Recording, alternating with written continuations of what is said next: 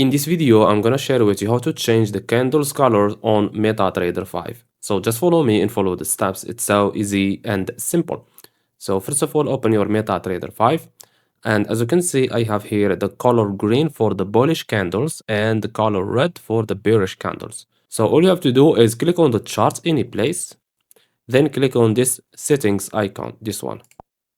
Now scroll down until the end and you will see here colors. So click on it. And we have here bar up, bar down, bull candle, and bear candle. So we have bar up and bull candle. These are for the bullish candles. And bar down and bear candle are for the bearish candles. Okay. So let's change bar up, for example, to... Let's choose, for example, this color. Click on OK. And bull candle also to the same color. I think it's this one. Click on OK.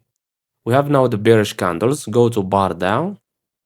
I will choose, let's choose this one. Click on OK. And we'll go to bear candle.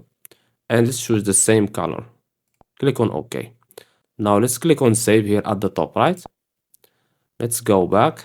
And as you can see, the candle's color has been changed. And that's it. So I hope you found this video helpful. Don't forget to give us a like and subscribe. Thanks for watching and see you in the next one.